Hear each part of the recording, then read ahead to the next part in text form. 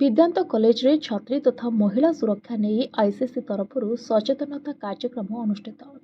आजिकली समाज रे महिला मानक उपरे हेउथिबा अत्याचार मानसिक तथा शारीरिक निर्यातना यौन निर्यातना बढ़ी बढ़ी चलिथिबा बेले सरकार तरफ विभिन्न नियम आदि प्रणयन होउछे। सही विषय रे अनेक महिला तथा छात्री माने अनभिज्ञ थिबारु निजको असुरक्षित मनुछन्ति।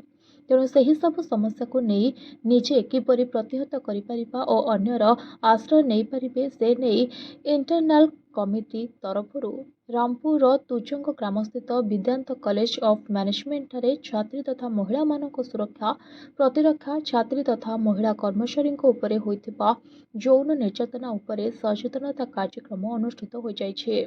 एथिरे अनुष्ठानर परिचालना अध्यक्ष पुण्यश्लोक आयच निर्देश रे मुख्य अतिथि भावे रामपुर पुलिस आईसीसी बीरबल भगत सम्मानित अतिथि भावे स्वेच्छासेवी अनुष्ठान सेवा जगतर संपादक सत्यनारायण पट्टनायक मुख्य वक्ता भावे वकील जितेन्द्र महांती जोग देइथिले। एथिरे अनुष्ठानर समस्त छात्र छात्री जोग देइथिबा बेले शुभश्री मल्लिक रिंकी राय मोनालिसा साहू आदि परिचालना करथिले। कॉलेज अन्य कर्मचारी माने सहयोग मध्य करथिले। Madanpur Rampur Niranjan Maharana report voice of Odisha live.